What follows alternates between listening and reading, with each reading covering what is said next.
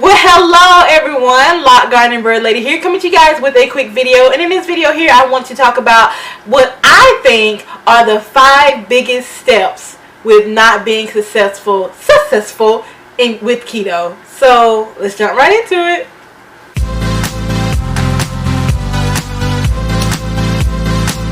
First off, I want to start this video by saying thank you so much for stopping by my channel. If this is not your first time, welcome back. If this is your first time, welcome. I hope that you do decide to stay by hitting that subscribe button and ringing that bell. This is a very diverse channel and there's no telling what type of videos I may post. So just go ahead and subscribe, ring that bell, and just be ready to be surprised as I am. I never know what I'm going to post.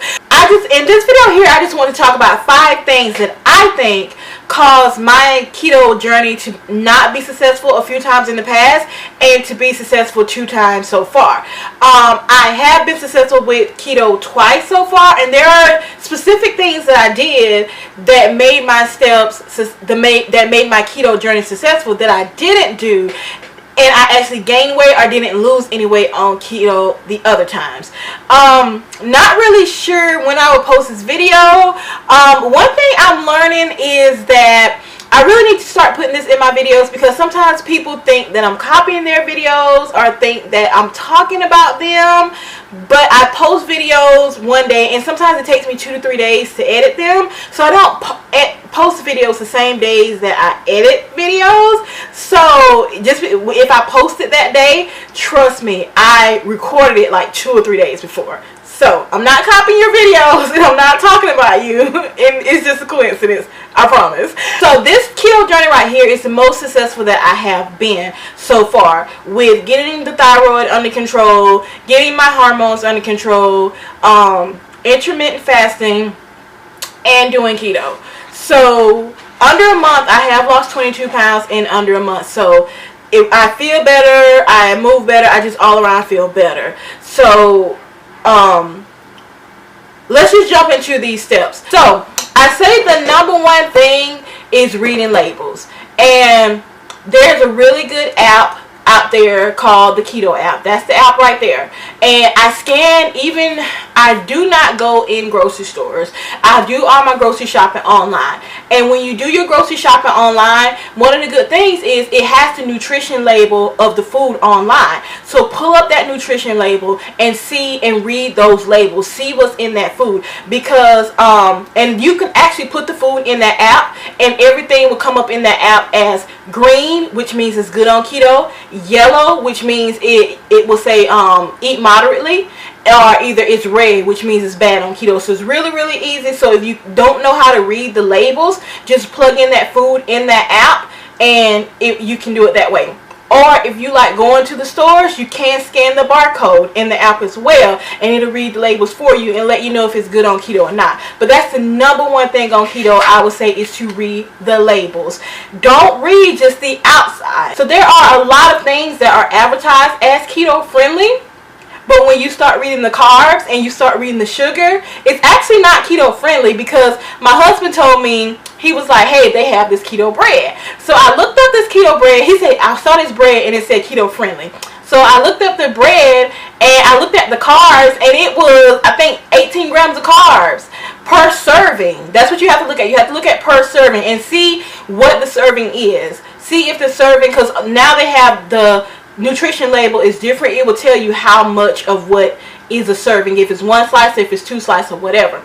So it was like 18 grams of carbs, I believe, for 1 serving. And I'm like, how can this be keto? Because keto, your carbs should be under 27. You want to keep your carbs under 27. Some people under 30, but I like to keep mine under 27. So if I eat 1 serving of bread or 1 slice of bread, that is 18 carbs right there. That's my daily allowance of carbs pretty much gone. I eat some broccoli on top of that and I'm done. So you really have to read the labels and don't just go by what's at the front that says keto, because there are ice creams out there that say keto friendly. There are yogurts out there that say keto friendly, and they're not keto friendly. So read the labels. Number 2, I would say not eating enough fiber, because when you're doing keto, you do start eating more fast. So that may be cheese, it may be cream cheese, that may be heavy whipping cream. So with eating more dairy, sometimes you don't move as much. Your digestive system does not move as much, and a lot of times your body will get constipated when you're doing keto. So, and that's because you're not eating enough fiber. So start eating more fiber. Start eating more leafy greens. I love spinach. I load my plate down with spinach because it is a low carb vegetable and I can eat as much as I want and it's just good. So I eat a lot of spinach. I do have to be careful with broccoli because broccoli is a higher carb vegetable. Cabbages, things like that, they will help you. Kale, it will help you get your digestive system moving. So you need to eat more fiber. And I do like this better, and I get the off-brand kind, the like Metamucil. I get the Equate kind because, believe it or not, this is better than Metamucil. And I found out why, but I'll put that link in that below. But this is a lot better. The off-brand kind is actually better than the name brand kind Metamucil. Go figure. But it's really, really good. The next one is not tracking. Not tracking is, I would say, the third reason that people don't do well or keto does not work for you. Not tracking, when you're not tracking, you end up consuming hidden carbs. You end up intaking too many calories, and you end up intaking too much protein. I know that doesn't make sense because you do eat this meat and everything on keto. I know it seems like that, but eating too much proteins can turn into carbs, and those carbs turn into sugars. So you're kind of defeating the purpose when you're eating too much protein. So when you're not tracking, you don't know how much of what you're taking in. So you can be taking in too much stuff. You can be taking in carbs and not even knowing that you're taking in carbs by consuming too much protein. You can be taking in sugars by not even knowing you're taking in sugars by not tracking. So make sure you find a good tracker. Once again, this keto app is a good tracker. Make sure you find a good tracker. MyFitnessPal is also a good tracker. Carb Manager is a good tracker. Make sure you find a good carb tracker or a good tracker and start tracking what you eat. Tracking is going to save your body. And another one, I kind of touched on this one in the next one, in the previous one, consuming too many calories.